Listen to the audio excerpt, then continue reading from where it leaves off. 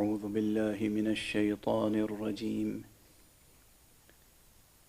بسم الله الرحمن الرحيم.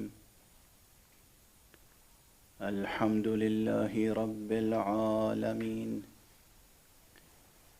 والصلاة والسلام على أشرف الخلائق أجمعين، سيدنا وسيد الأولين والآخرين، حبيبنا وحبيب إله العالمين، أبي القاسم المصطفى محمد، اللهم صل على محمد وآل محمد، وعلى أهل بيته الطيبين الطاهرين الهداة المهديين المعصومين المظلومين، واللعنة الدائمة على أعداء الحق والدين. أما بعد، فقد قال الله تعالى عز اسمه في محكم كتابه ومتقن خطابه: بسم الله الرحمن الرحيم. لو أنزلنا هذا القرآن على جبل لرأيته خاشعا متصدعا من خشية الله، وتلك الأمثال نضربها للناس لعلهم يتفكرون. صدق الله العلي العظيم. اللهم صل على محمد وآل محمد. ایک اور بلندتر آواز میں اللهم صل على محمد وآل محمد. عزیزان گرامی، سامعین ذوی الاحترام، قرآن اور حسین کے عنوان سے جس گفتگو کا آغاز ہوا ہے، آج یہ اس کی گویا تیسری قسط ہے. کل بھی میں نے عرض کیا تھا کہ قرآن اور حسین ایسا دلاویز عنوان ہے کہ اس پر تو پوری ایک کتاب تصنیف کی جا سکتی ہے، بلکہ کئی کتابیں لکھی جا سکتی ہیں.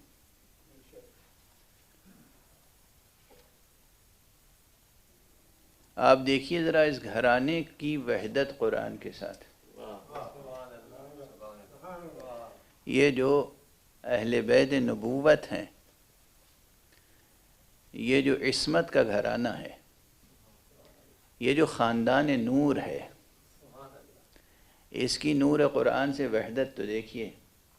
باپ پیدا ہوتے ہی قرآن مجید کی تلاوت کرتا ہے. جو علی ولادت کے بعد قرآن مجید پڑھتے ہیں حضور کے موجودگی میں، انہی کا بیٹا ذبح ہونے کے بعد قرآن پڑھتا ہے، نوک نیزہ پر دوستوں اور دشمنوں کے درمیان. کیا وحدت ہے قرآن کے ساتھ، اس خاندان کی کیا وحدت ہے. آپ اجازت دیں تو میں اپنے ہی ایک سلام کا ایک مطلب بھی اس وقت یاد آ رہا ہے تو عرض کر دوں. زمین تو میر انیس علیہ الرحمہ کی ہے، لیکن یعنی تلک اس میں ردیف ہے. لیکن اس مضمون کو غور فرمائیں، اور قرآن مجید میں ایک عظیم مثال موجود ہے.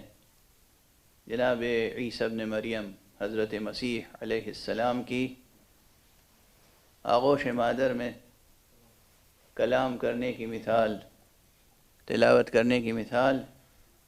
عموماً عام جو تقاضے ہیں طبیعیات کے، عموماً بچہ مکمل کلام نہیں کر سکتا، عموماً کٹا ہوا گلا بھی مکمل کلام نہیں کر سکتا.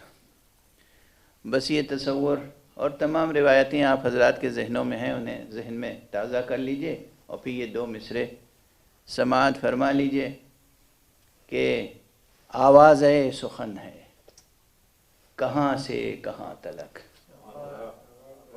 آواز سخن ہے کہاں سے کہاں تلک، گہوارے مسیح سے نو کے سنا تلک۔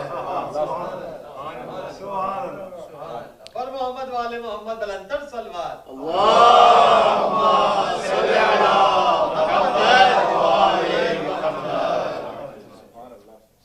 گہوارے مسیح سے نو کے سنا تلک۔ تو جو ارباب عصمت ہوتے ہیں، جو اللہ سبحانہ و تعالیٰ کی طرف سے صاحب عہدہ و منصب و منزلت ہوتے ہیں، ان کی نور کلام حق کے ساتھ مکمل وحدت ہوتی ہے۔ یہی وحدت حسین اور قرآن میں ہے۔ جو شخص قرآن مجید کی حرمت کو پامال کرتا ہے، یہ یقین کر لیجئے کہ اس نے تہذیب حسینی کی آغوش میں پرورش نہیں پائی ہے۔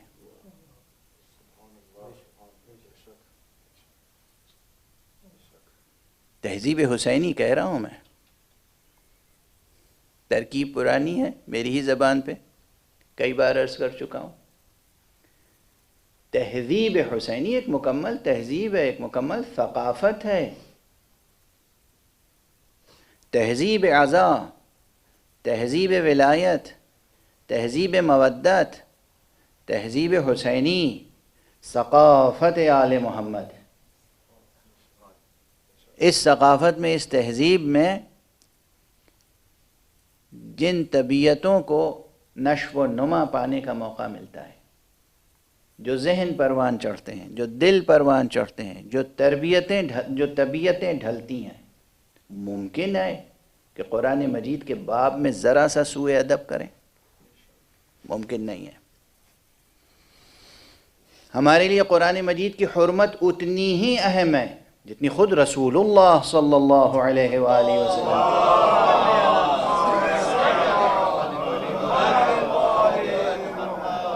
ایک بلند تر صلوات بھیجیں۔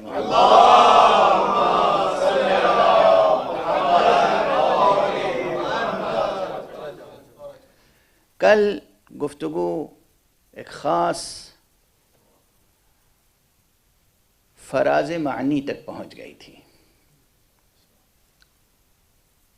اور بات اطوار وجود کی بھی چھڑ گئی تھی، اور وہ اس لیے ضروری ہوئی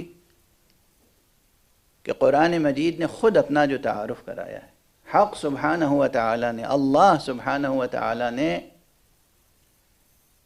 خود قرآن میں جو قرآن کا تعارف پیش کیا ہے، اس کا ایک مقام آپ کے سامنے عرض کیا تھا، جس میں لازمی طور پر یہ بحث درمیان میں آئی کہ آخر اطوار وجود کتنے ہیں۔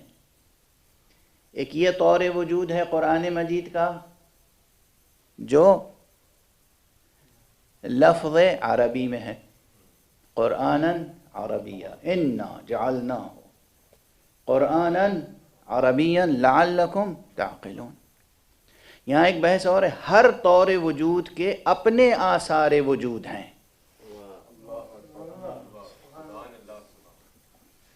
ہر طور وجود کے اپنے آثار وجود ہیں، ہر سطح وجود کے اپنے آثار ہیں۔ یہ سب بنیادی بحثیں ہیں حکمت کی، اور بطور خاص حکمت اسلامی اور حکمت قرآنی کی، حکمت یمانی کی۔ یہ حکمت یمانی کی ترکیب میں ایجاد نہیں کر رہا ہوں، رسول اللہ صلی اللہ علیہ وسلم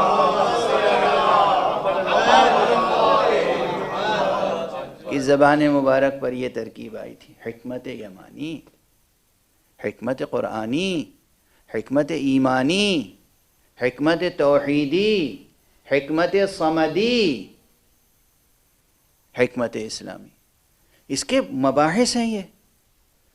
وجود شناسی، علم شناسی، وجود کے مراتب، ہر مرتبہ وجود، ہر سطح وجود کے اپنے آثار وجود ہیں، آثار وجودیاں ہیں۔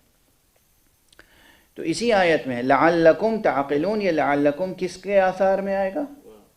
قرآناً عربیہ، انا جعلناہ قرآناً عربیہ، ہم نے اس کو قرآن عربی قرار دیا ہے تاکہ تم سمجھ سکو۔ اگر ہم اسے قرآن عربی کی شکل نہ دیتے تو وہ جو علی حکیم ہے وہ حقیقت تو تمہاری سمجھ میں نہ آتی، اس لیے کہ وہ طور وجود کیا ہے؟ وَإِنَّهُ فِي أُمِّ الْكِتَابِ لَدَيْنَا لَعَلِيٌّ حَكِيمٌ۔ اس آیت میں اور کوئی بات نہیں عرض کہی گئی ہے، اس آیت میں یہی ارشاد فرمایا گیا ہے کہ یہ خانوادہ نور اور یہ الفاظ نور ایک دوسرے سے مکمل وحدت رکھتے ہیں۔ اجا اطوار وجودی کی بحث کو ذہن میں رکھیں، اور یہ جو 3 دن سے میں آیت کی تلاوت کر رہا ہوں سرنامے کے طور پر، لیکن ابھی تک میں نے ترجمہ نہیں کیا اس کا۔ اب یہ میرا انداز گفتگو ہے، کبھی کبھی آیت کی تلاوت کرتا ہوں اور فوراً اس کا ترجمہ نہیں کرتا، لیکن پوری گفتگو ہوتی ہے اسی آیت کی معنوی فضا میں۔ اگر اطوار وجود کا فرق سمجھنا ہو تو اس آیت پر اب غور کیجیے اور اس آیت کو سمجھیے۔ سورہ مبارکہ حشر کی آیت ہے۔ لو انزلنا، قرآن کی عظمت، قرآن کی عظمت، قرآن کی زبانی۔ لو انزلنا هذا القرآن على جبل، اللہ سبحانہ و تعالیٰ فرما رہا ہے کہ اگر ہم اس قرآن کو کسی عظیم پہاڑ پر نازل کرتے،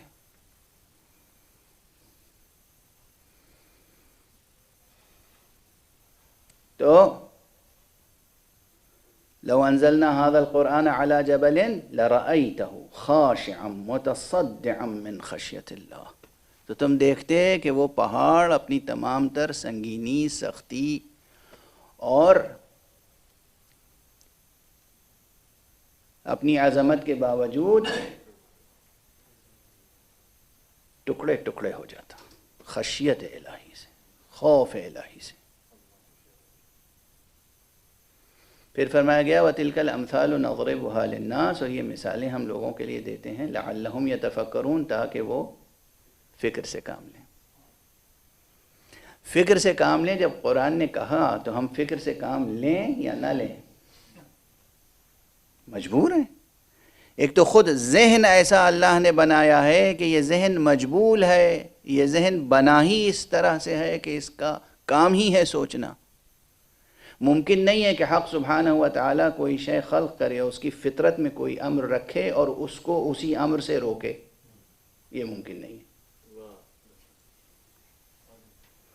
اسی لیے وہ دین، کوئی بھی وہ مذہب، وہ دین جو سوچنے سے منع کرے وہ کچھ ہو سکتا ہے، الہی مذہب نہیں ہو سکتا۔ اللہ کی طرف سے آنے والا دین انسان کو سوچنے سے منع نہیں کر سکتا، فکر سے نہیں روک سکتا۔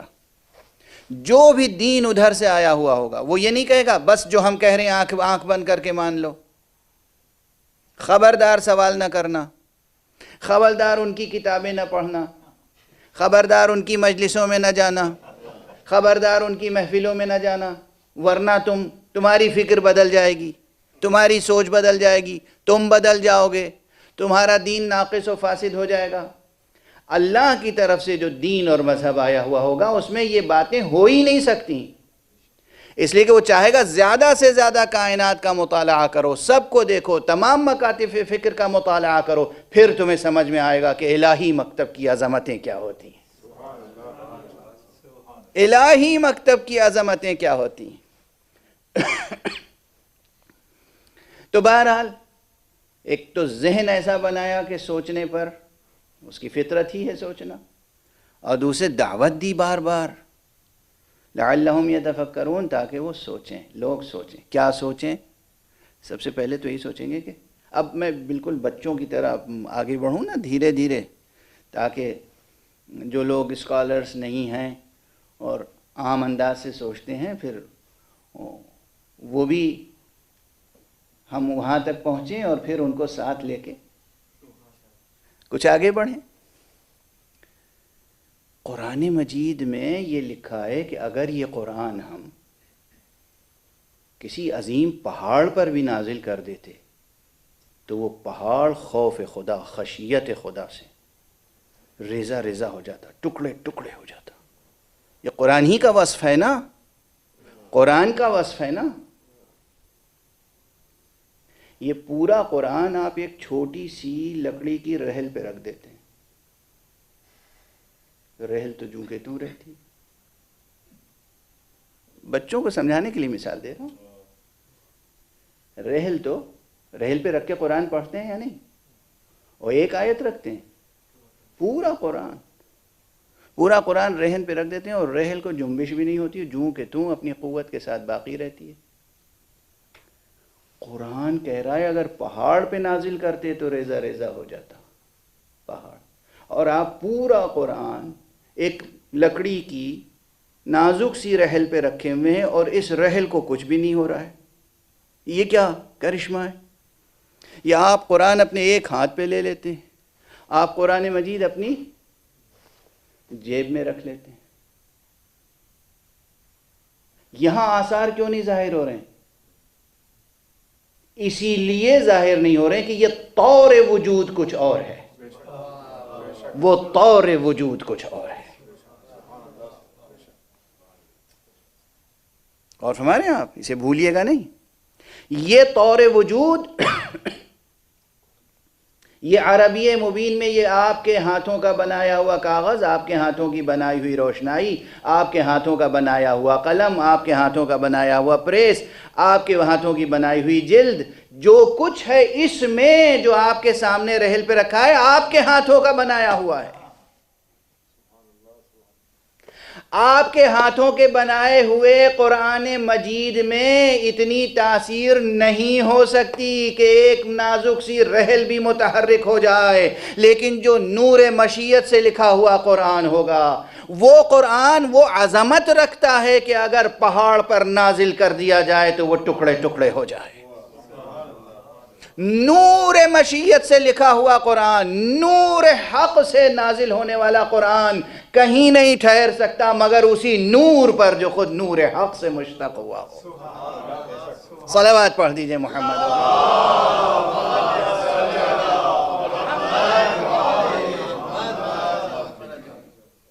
یہ ایک طور وجود ہے، وہ ایک طور وجود ہے۔ اب اس میں ہم طور حقیقی کس کو کہیں اور طور مجازی کسے کہیں، طور ذہنی کسے کہیں؟ اب یہ ظاہر ہے کل یہ شکایت آ گئی مجھ تک کہ زبان اور اصطلاحیں اور سطح گفتگو ذرا غیر مانوس سی سطح تھی، لیکن یہ میں آپ کو یقین دلاتا ہوں کہ میں اپنی روش تو خیر نہیں بدلوں گا۔ انسان کو انسان کہتے ہی اس لیے ہیں کہ وہ نامرئی حقیقتوں سے بھی مانوس ہو جاتا ہے۔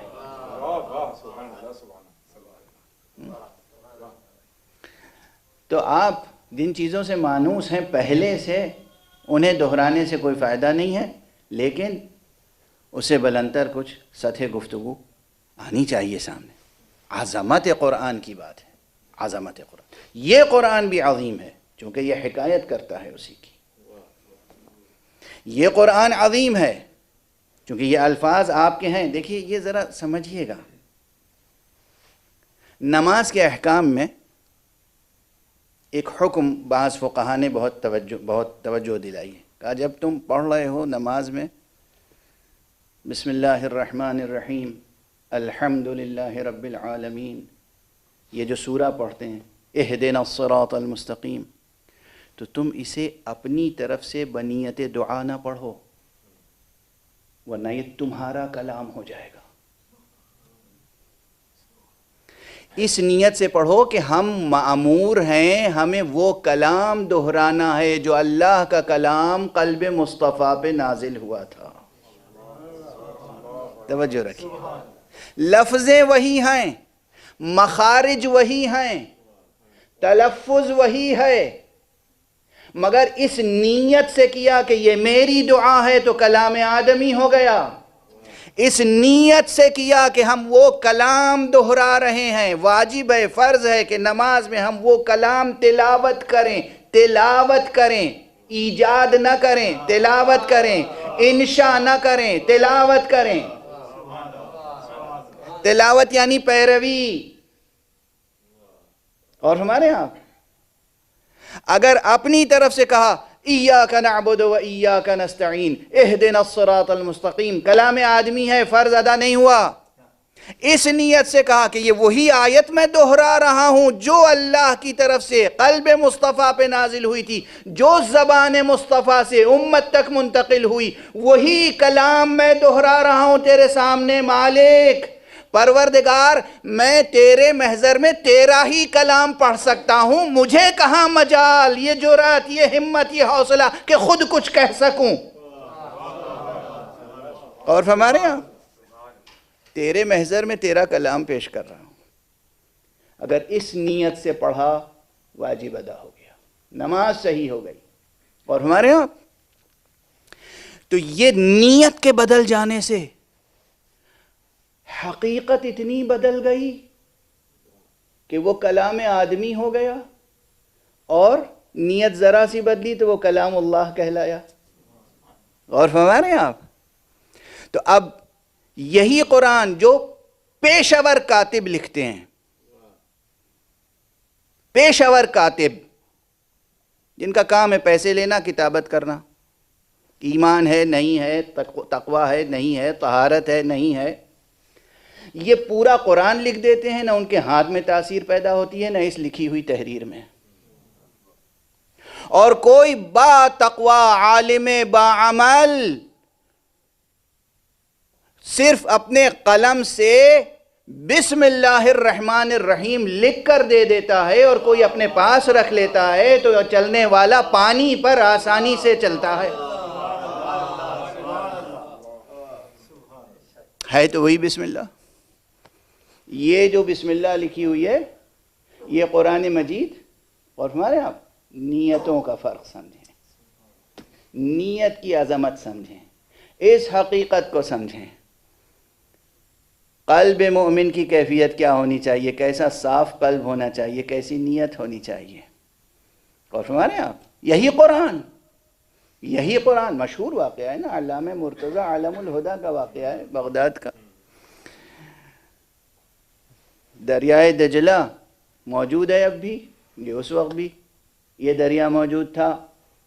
اور یہ حکایت ہے کہ ایک شخص روزانہ درس میں آیا کرتا تھا، علامہ مرتضی عالم الہدیٰ کے درس میں. ایک دن بہت تاخیر ہو گئی. شاگرد لائق تھا، یہ اچھے استاد کی پہچان ہوتی ہے کہ اچھے شاگردوں پر خاص توجہ ہوتی ہے. استاد کو فکر کہ بھئی ہم نے مطالب بیان کیے، لیکن وہ جو اہل تھا وہ تو موجود نہیں تھا. بہرحال وہ جب آیا، کہا کیا بات ہے؟ کہا کہ میں کیا عرض کروں، میرا گھر دریا کے اس طرف ہے اور کوئی کشتی موجود نہیں تھی، تو مجھے دیر ہو گئی. جب کشتی آئی میں سوار ہوا، پھر آیا. کہا اچھا. تشریف لے گئے، کچھ لکھا اور کاغذ موڑ کے دے دیا. کہا اسے اپنے ساتھ رکھنا، آئندہ کشتی ملے یا نہ ملے تم دریا پہ چلتے ہوئے آ جانا. کسی امام معصوم کی بات نہیں کر رہا ہوں میں، نبی کی بات نہیں ہے، ابھی امام کی بات نہیں ہے، ابھی اس امام زادے کی بات ہے جو امام کے اور اس کے درمیان 7 یا 8 فاصلے ہیں نسل کے. 7ویں یا 8ویں نسل میں ہیں جناب امام موسیٰ الکاظم علیہ السلام.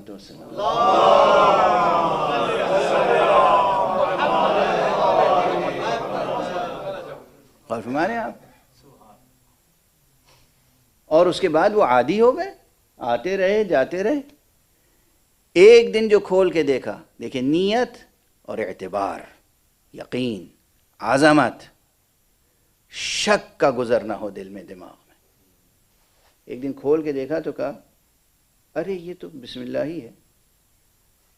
ارے یہ تو بسم اللہ ہی ہے. اور سمجھ رہے ہیں آپ، اس امپریشن کی اور اس ایکسپریشن کی مزید تشریح کی ضرورت تو نہیں ہے. ارے یہ تو بسم اللہ ہی ہے، وہ تاثیر ختم ہو گئی. دیکھ رہے ہیں آپ کیسے آثار وجود میں آتے ہیں اور کیسے آثار ختم ہو جاتے ہیں. پورا قرآن آپ کی رحل پہ رکھا ہوتا ہے اور کوئی اثر نہیں ہوتا. پورا قرآن آپ بغل میں دبا لیں جس میں 114 مرتبہ بسم اللہ لکھی ہوئی ہے، آپ دریا کراس نہیں کر سکتے. اور ایک علم الہدا ہو جو اپنے قلم سے لکھ دے تو اس میں وہ آثار پیدا ہو جاتے ہیں. غور فرمایا آپ نے؟ ہم آپ دن رات قرآن مجید کی تلاوت کرتے ہیں، لیکن جب علی تلاوت کرتے ہیں تو شان کچھ اور ہوتی ہے. جب حسین تلاوت کرتے ہیں تو شان کچھ اور ہوتی ہے. جب کوئی صادق آل محمد تلاوت کرتا ہے تو شان کچھ اور ہوتی ہے. جب کوئی قائم آل محمد تلاوت کرتا ہے تو شان کچھ اور ہوتی ہے. ایک بلند تر صلوات پڑھ دیں محمد.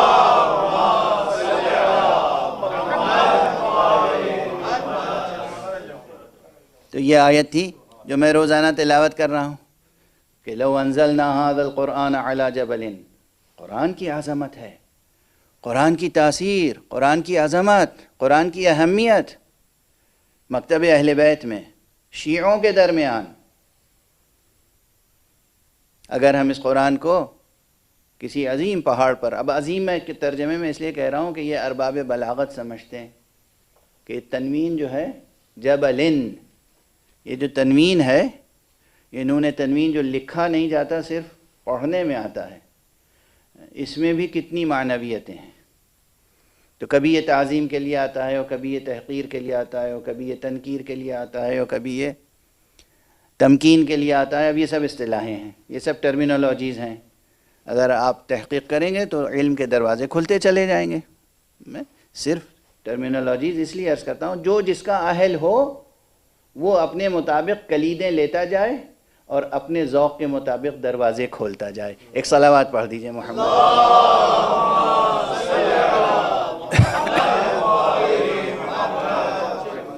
اور نحو سے لے کر بلاغت تک کا سفر کرنا ہوگا. نحو کی کتابوں میں تو بہت چھوٹی چھوٹی باتیں اور معمولی سطح کی باتیں ہیں، پھر بلاغت کی کتابوں میں جو ہے وہاں اور تفصیل ہے. تو کسی عظیم پہاڑ پر اگر نازل کر دیتے ہم اسے، اللہ فرما رہا ہے، تو خوف الہی سے، خشیت الہی سے وہ ٹکڑے ٹکڑے ہو جاتا. اب بات یہاں تک آ گئی ہے تو میں عرض کر دوں کہ یقیناً 2 مطالب اس سے قبل میں کہیں یہیں غالباً ماہ مبارک رمضان میں عرض کر چکا ہوں یا اس سے پہلے، کہ سوچنے کی بات یہ ہے کہ پہاڑ، یہ پتھر کا پہاڑ اگر خوف الہی سے ٹکڑے ٹکڑے ہو سکتا ہے تو ہمارے دل نرم کیوں نہیں ہوتے؟ قرآن مجید کی تلاوت سے ہمارے دلوں میں کتنی گدازی، دوسروں کے لیے کتنی دل سوزی، کتنی گنجائش، کتنی گہرائی، کتنی گہرائی پیدا ہو جانی چاہیے، کتنی درد مندی پیدا ہو جانی چاہیے. قرآن نازل ہی اس لیے ہوا ہے تاکہ انسان کا دل دوسروں کے لیے درد مند ہو جائے. درد مند. بہت پرانا شعر ہے، آپ میں سے جو اردو زبان کا ذوق رکھتے ہیں اور پرانی نسلوں کی، گزشتہ نسلوں کی جنہوں نے آنکھیں دیکھی ہیں غور سے، بزرگوں کی، انہیں یاد ہوگا یہ شعر کہ درد دل کے واسطے پیدا کیا انسان کو، ورنہ طاعت کے لیے کچھ کم نہ تھے کروبیاں. یعنی اللہ سبحانہ و تعالیٰ کی عبادت کے لیے فرشتے کم تھے کیا کہ ہم جیسے نافرمان بندوں کو پیدا کیا اللہ نے؟ وہ فرما بردار مخلوق کہ جس کو کہہ دیا تم سجدے میں رہو وہ سجدے میں ہے، جس کو کہہ دیا کہ تم رکوع کرو وہ رکوع میں ہے، جس کو کہہ دیا قیام کی حالت میں رہو قیام کی حالت میں، جو تسبیح کر رہا ہے تسبیح کر رہا ہے، جو تحلیل کر رہا ہے تحلیل کر رہا ہے. ایک جسے عام بالکل عام اصطلاح میں کہتے ہیں کہ ایک بال کے برابر بھی، حالانکہ یہ بال بھی بہت بڑی یونٹ ہو جائے گی فرشتوں کی لطافت کے سامنے، اس کے برابر بھی وہ حکم الہی اور امر الہی سے نہ آگے بڑھتے ہیں نہ پیچھے ہٹتے ہیں۔ وہ کروبیاں، وہ فرشتے، وہ ملائکہ، وہ نوری مخلوق، وہ اللہ کی عبادت کے لیے کم نہ تھی۔ ہمیں اور آپ کو پیدا کیا ہے اس دار ابتلا میں، دار آزمائش میں، اس دار ہدنہ میں۔ دار ہدنہ ترکیب یاد رکھیے گا، کسی وقت اس کے بارے میں عرض کروں گا، چونکہ یہ ترکیب محمد رسول اللہ صلی اللہ علیہ وسلم کی زبان مبارک پر جاری ہوئی ہے اس عالم کے تعلق سے۔ اس دنیا میں، تضادات کی اس کائنات میں، تضادات کی اس کائنات میں، اس کثرت تضادات اور تضادات کثرت میں انسان کو پیدا کیا ہے صرف کس لیے؟ خود غرضی کے لیے، خود پرستی کے لیے؟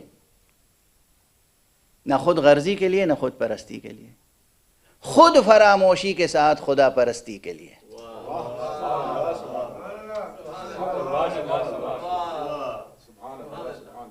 اپنی سرفرازی کی فکر نہ کیجئے، سرفروشی کا ذوق پیدا کیجئے، سرفروشی کے ساتھ سجدہ ریزی کے لیے، دوسروں سے درد مندی کے لیے۔ اس پوری کائنات کا درد آپ کے دل میں ہونا چاہیے، تب آپ کہلائیں گے مومن، تب آپ کہلائیں گے اہل توحید، تب آپ کہلائیں گے اہل قرآن، تب آپ کہلائیں گے اہل ولایت۔ صرف انسانوں کا نہیں، حیوانوں کا درد ہونا چاہیے، صرف حیوانوں کا نہیں، نباتات کا درد ہونا چاہیے، اس زمین کا درد ہونا چاہیے۔ قرآن مجید میں بھی ہدایت ہے اور حدیث میں بھی ہدایت ہے، زمین پر چلو تو پاؤں اس طرح پٹخ کر نہ چلو ورنہ زمین تمہاری شکایت کرے گی۔ غرور اور تکبر سے نہ چلو زمین پر، زمین کا درد بھی ہونا چاہیے۔ بے ضرورت درختوں کو نہ کاٹو۔ کس کی تعلیم ہے یہ؟ اسلام کی۔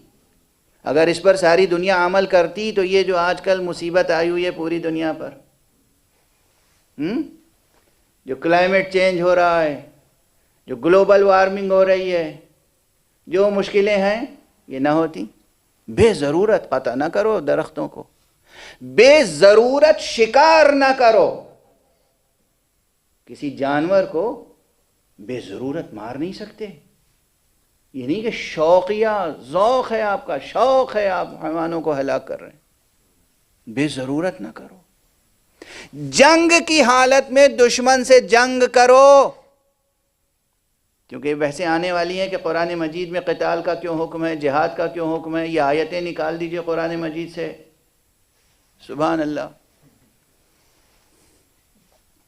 آئے گی وہ بحث۔ جنگ کرو اگر جنگ کی ضرورت ہے تو دیکھو جو دشمن تمہارے سامنے آ رہا ہے تمہارے جان کے در پہ ہو کر، اسی کی جان کے در پہ تم بھی ہونا۔ ایسا نہ ہو کہ تم دشمن کی آبادی میں جاؤ تو درختوں کو کاٹ ڈالو اور گھروں کو اجاڑ ڈالو اور بچوں کے ساتھ تم ظلم کرو، خواتین پر زیادتی کرو، ان کے جانوروں کو ہلاک کرو۔ یہ نہ کرنا۔ یعنی کیا؟ یعنی تمہارے دل میں پوری کائنات کی گنجائش ہونی چاہیے۔ اگر راستہ ہے نا، ایک جگہ سبزہ اگا ہوا ہے، ہری گھاس، سبززار، مرغزار، خوبصورت، اور دوسری طرف خشک زمین ہے، تو آپ کی فطرت کیا کہتی ہے؟ کہاں چلیں گے آپ؟ راستہ طے کریں گے سبزے پر یا زمین پر؟ خشک زمین پر، سخت زمین پر۔ کیوں؟ بلا وجہ اس جاندار سبززار کو کیوں روندتے ہو؟ فطرت بھی یہی کہتی ہے، شریعت بھی یہی کہتی ہے، شریعت بھی یہی کہتی ہے، طریقت بھی یہی کہتی ہے۔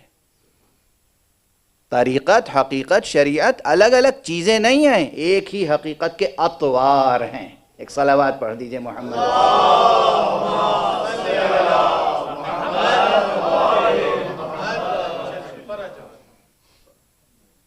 تو یہ جو قرآن نازل ہوا، اگر پہاڑ اس سے ٹکڑے ٹکڑے ہو سکتا ہے تو تمہارا دل کیوں نہیں پھٹ پڑتا، ٹکڑے ٹکڑے ہوتا دوسروں کے غم و الم میں؟ ابھی چند دقیقے اور ساتھ دے دیجئے، مصائب نہیں پڑھ رہا ہوں، لیکن انسان کیسا شقی انسان ہے وہ انسان، اس انسان کے بارے میں کیا کہیں جو غم حسین میں نہیں آنسو بہا سکتا، وہ دوسرے عام انسانوں کے لیے کیا دل میں درد بندی پیدا کر سکتا ہے؟ اس لیے یقین فرمائیے جو آزادار معاشرہ ہے نا دنیا میں، پوری دنیا میں، یہ انسانی قلوب کی تربیت کرنے والا ایک عظیم الشان معاشرہ ہے۔ یہ جو ماتم کرنے والے ہاتھ ہیں نا، ان ہاتھوں کا احترام کرو۔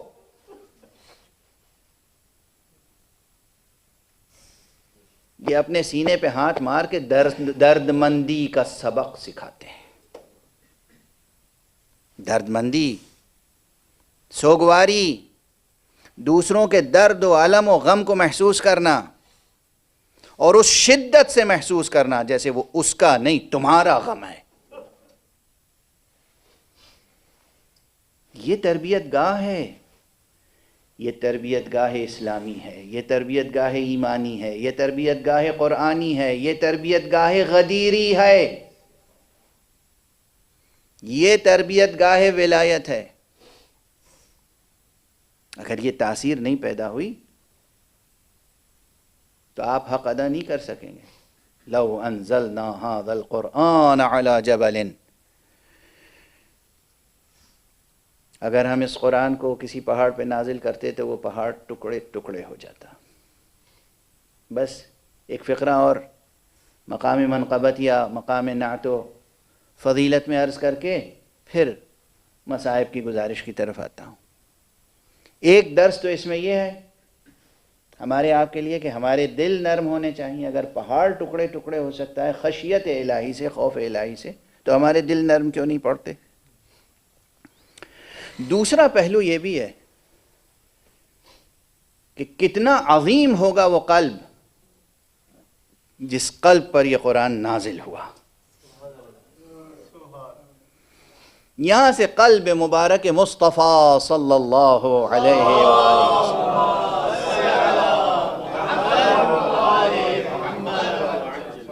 کی عظمت، قوت، شان سامنے آتی ہے۔ کیا نور قدسی تھا، کیا قلب مبارک تھا جس پر اللہ سبحانہ و تعالیٰ نے وہ قرآن نازل کیا جو کائنات کی کسی سخت سے سخت چیز پر بھی نازل نہیں ہو سکتا تھا۔ اب سمجھ رہے ہیں آپ میں نے یہ جملہ کیوں عرض کیا؟ کسی بھی سخت سے سخت چیز پر، اس لیے کہ اس کرۂ ارض پر سب سے سخت چیز پہاڑ ہے، تو گویا یہ پہاڑ کی مثال دی گئی ہے۔ پہاڑ موضوعیت نہیں رکھتا، پہاڑ موضوعیت نہیں رکھتا۔ موضوعیت یہ ہے کہ ایک مثال دی گئی کہ اس پوری کائنات میں کوئی سخت سے سخت چیز ممکن نہیں ہے کہ وہ بار اٹھا سکے نور قرآن کا مگر قلب مصطفیٰ۔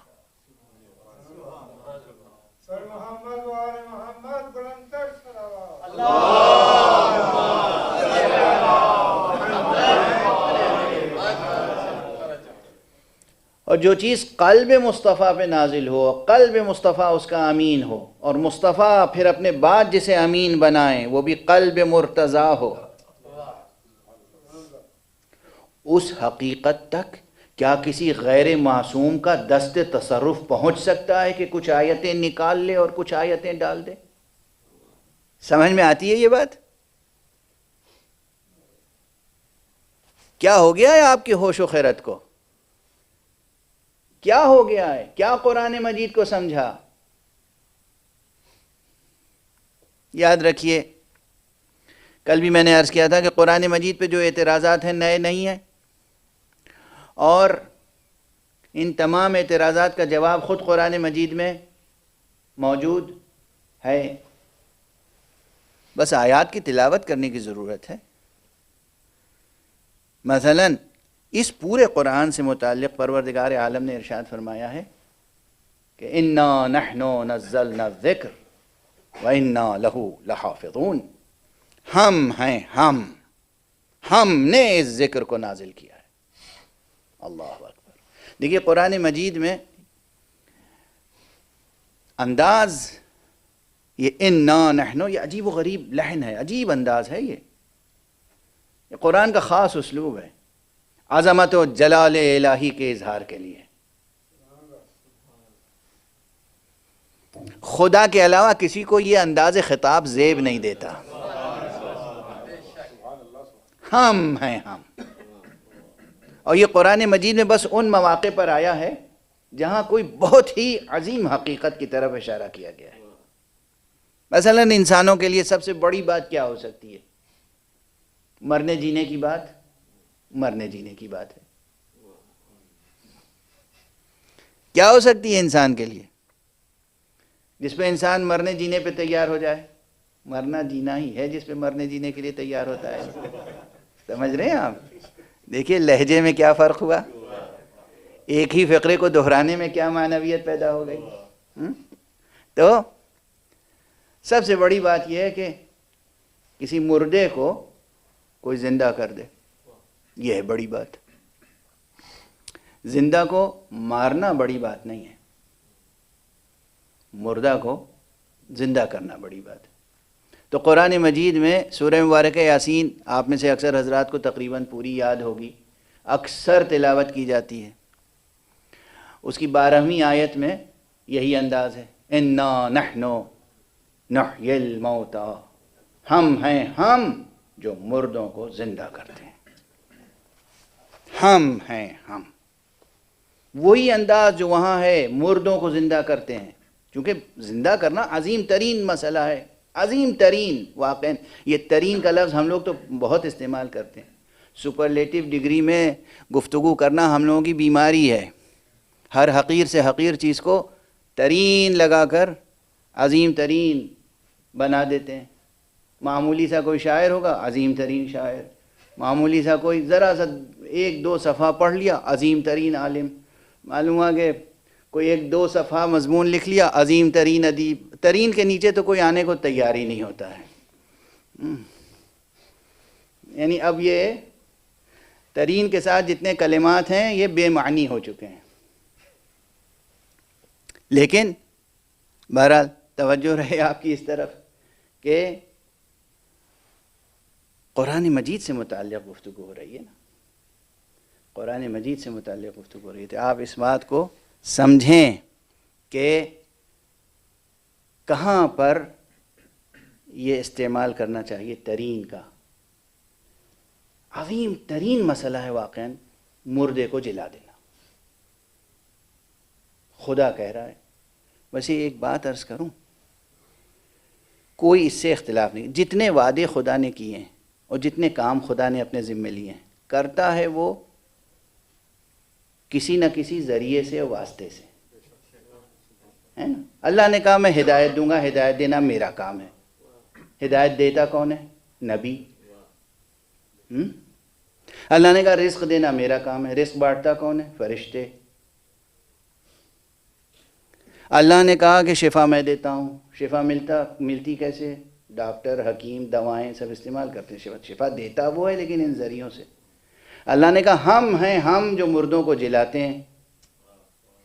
جب ڈھونڈیں گے تاریخ میں تو کہیں عیسیٰ نظر آئیں گے، کہیں علی نظر آئیں گے۔ صلوات پڑھ دیجئے محمد۔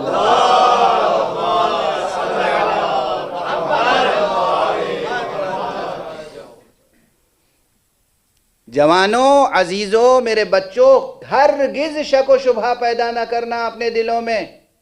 معجزات حقیقت ہیں، اور پیغمبر اکرم محمد مصطفیٰ صلی اللہ علیہ وآلہ وسلم سے لے کر امیر المؤمنین سے لے کر فاطمہ زہرا سے لے کر امام حسن اور امام حسین سے لے کر فرزند حسین امام منتظر تک، ہمارا ہر امام یہ قدرت رکھتا تھا کہ ایک ٹھوکر مار دے تو مردہ زندہ ہو جائے۔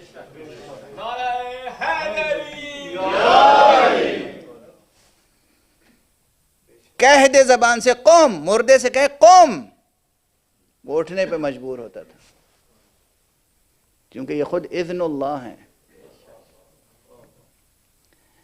انہیں قم بإذنی کہنے کی قم بإذن اللہ کہنے کی ضرورت بھی نہیں ہے، قم کہنے کھڑا ہو جائے گا، یہ خود اذن اللہ ہے۔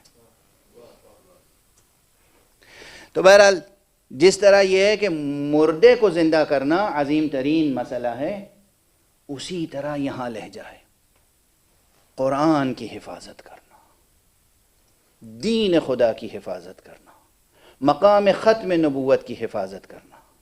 اس لیے کہا گیا انا نحن نزلنا الذکر وانا لہ لحافظون، ہم ہیں ہم اس ذکر کو نازل کرنے والے اور ہم ہی اس کی حفاظت کرنے والے ہیں۔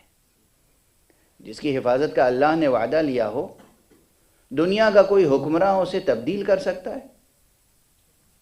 بہت پیدا ہوئے اور بہت پیدا ہوں گے تبدیلیاں کرنے والے، وہ خود مسخ ہو کے رہ جائیں گے۔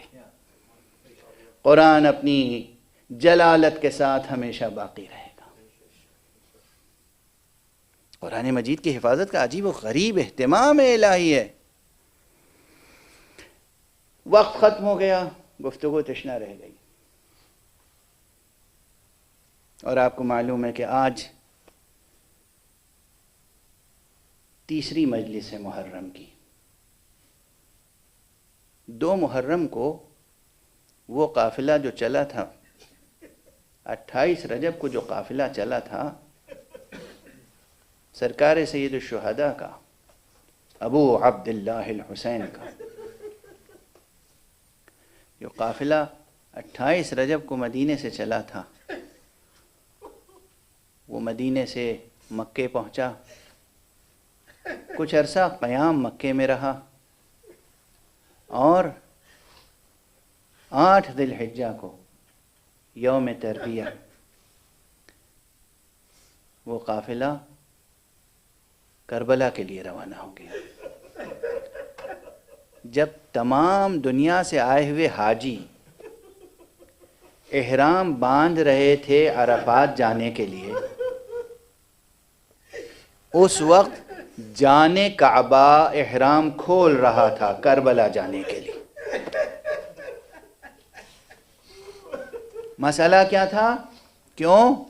عظمت قرآن کی حفاظت، عظمت قرآن کی حفاظت، حقیقت قرآن کی حفاظت، دین کی حفاظت، مقام ختم نبوت کی۔ یہی مسائل تھے اور کوئی مسئلہ نہیں تھا، یہی مسائل تھے، مقام ختم نبوت کی حفاظت۔ کیوں؟ میں پہلی مجلس میں عرض کر چکا ہوں، وحی کا منکر قرآن سے بیعت لینا چاہتا تھا، وحی کا منکر۔ اگر حسین علیہ السلام اس موقع پر قربانیاں نہ پیش کرتے، اتنی عظیم قربانیاں، تو میں نہیں کہہ سکتا کہ پھر اسلام کا کیا ہوتا، پھر اس قرآن کا کیا ہوتا۔ جب مسلمانوں کی عظیم سلطنت کا سلطان کہہ دے کہ نہ کوئی فرشتہ آیا تھا، نہ کوئی وحی نازل ہوئی تھی، تو لوگوں کا کیا عالم ہوتا ہے؟ مشہور مقولہ ہے، الناس علی دین ملوکہم، لوگ تو اپنے بادشاہوں کے دین پر ہوتے ہیں۔ پھر کیا ہوتا ہے اس ملت کا، اس امت کا؟ پوری کی پوری امت یزیدوں اور ولیدوں کی تربیت کردہ امت ہو جاتی ہے۔ لیکن آج اگر دنیا میں قرآن کی صدائیں بلند ہیں، آج اگر دنیا میں مناروں سے اذانیں بلند ہیں، آج اگر خانہ کعبہ کے گرد ابھی بھی نماز کی صفیں قائم ہیں، آج اگر مسجد نبوی میں پابندی کے ساتھ اعتکاف اور نماز اور روزہ اور یہ عبادتوں کے تمام ارکان دین قائم ہیں، تو یہ قربانی حسین کا صدقہ ہے۔ حسین 8 ذی الحجہ کو روانہ ہوئے اور 2 محرم کو کربلا پہنچ گئے۔ لیکن کربلا پہنچنے سے پہلے ہی ہر منزل پر حسین کو کوئی نہ کوئی صدمہ ضرور پہنچا۔ کربلا پہنچنے سے پہلے ہی حسین کو یہ صدمہ پہنچا کہ ایک مقام پر، ایک منزل پر کوفے سے آنے والے 2 مسافر نظر آئے۔ امام نے اپنے اصحاب میں سے کسی سے کہا کہ ذرا جا کے انہیں بلاؤ، دیکھو کون ہیں، کہاں سے آ رہے ہیں۔ بلایا گیا، وہ دونوں آئے، قریب آئے، کہا یہ کس کا کارواں ہے؟ کہا یہ حسین ابن علی کا کارواں ہے۔ سنتے ہی ان دونوں مسافروں کے چہروں کا رنگ بدل گیا۔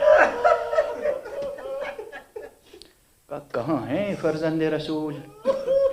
کہا تم ہمیں کوفے کی کچھ اطلاع دو گے؟ کہاں اطلاعیں تو اہم ہیں، مگر تم سے نہیں بتا سکتا، مجھے آقا تک لے جاؤ، مجھے فرزند رسول تک لے جاؤ۔ فرزند رسول تک لایا گیا، امام حسین تک لایا گیا، دیکھا کہ چہرے کے رنگ بدلے ہوئے ہیں۔ آقا حسین نے پوچھا کہو تو صحیح کیا خبر ہے؟ آنے والوں نے ادھر ادھر دیکھا، ادھر علی اکبر ہیں، ادھر عباس ہیں، کچھ اور لوگ ہیں۔ ایسا معلوم ہوتا تھا یہ دو آنے والے آقا کی معرفت رکھتے تھے، دل میں دل سوزی تھی، دل میں درد مندی تھی، کچھ احترام اور عظمت کا لحاظ تھا، خاموش تھے، ادھر ادھر دیکھ رہے تھے۔ امام نے آنکھوں کو پہچان لیا اور کہا دیکھو یہ میرے اپنے ہیں، ان سے کوئی پردہ نہیں ہے، ان سے کوئی حجاب نہیں ہے، جو خبر ہو بتاؤ۔ ایک مرتبہ انہوں نے با آہو نالا کہا فرزند رسول جب ہم کوفے سے نکل رہے تھے تو آپ کے سفیر مسلم ابن عقیل کے پاؤں میں رسیاں بندھی تھی اور کوفے کی گلیوں میں بے حرمتی کی جا رہی تھی۔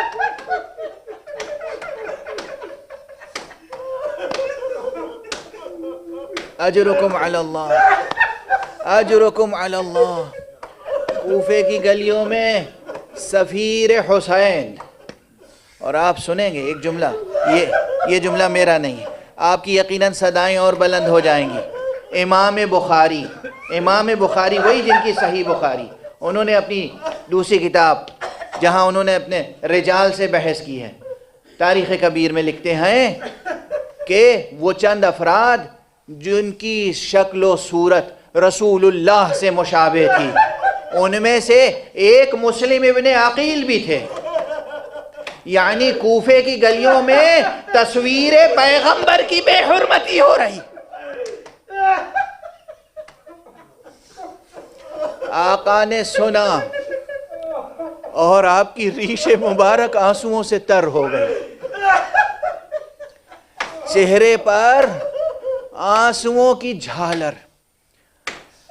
آقا حسین کچھ دیر توقف فرمایا اور اس کے بعد خیمے میں تشریف لے گئے۔ بی بی جناب زینب نے دیکھا بھائی کے چہرے کا رنگ بدلا ہوا ہے، ریش مبارک آنسوؤں سے تر ہے، لگتا ہے کوئی صدمے کی بات ہے، لگتا ہے کوئی اندوہناک مسئلہ درپیش ہے۔ سوچ ہی رہی تھی کہ ایک مرتبہ جناب سید الشہداء نے فرمایا، آقا نے فرمایا، اس لیے کہ جناب مسلم کی زوجہ آقا حسین کی بہن ہے، آقا امیر المومنین کی بیٹی ہیں جن کا نام رقیہ ہے۔ کہا مسلم کی زوجہ کہاں ہیں؟ بلاؤ۔ زینب تو سمجھ گئی، جا کے مسلم کی زوجہ کو لائیں، بچی کو لائیں۔ جیسے ہی بچی قریب آئی آقا حسین نے سر پہ ہاتھ رکھا، یہ بنی ہاشم کے بچے ہیں۔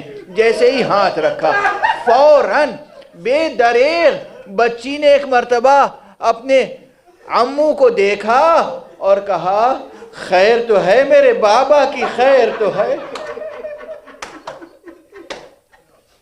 اجرکم علی اللہ، اجرکم علی اللہ۔ آقا حسین نے بچی کو بہت دلاسا دیا، بہت دلاسا دیا۔ اور عام طور پر آپ سنتے رہتے ہیں کہ وہ کانوں کی بالیاں، وہ بندے جو سکینہ کے لیے رکھے تھے وہ یتیمہ مسلم کے گوشوارے بنا دیے۔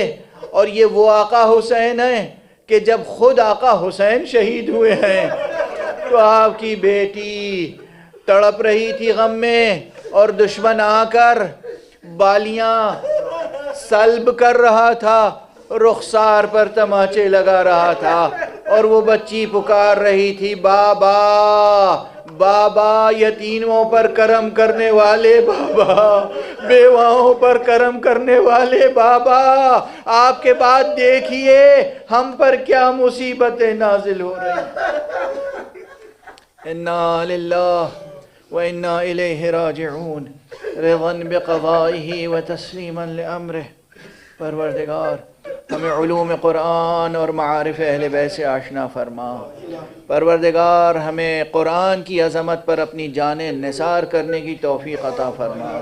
پروردگار ہمیں اہل بیت مصطفیٰ اور اہل بیت قرآن کے قدموں میں اپنی جانیں نثار کرنے کی توفیق عطا فرما۔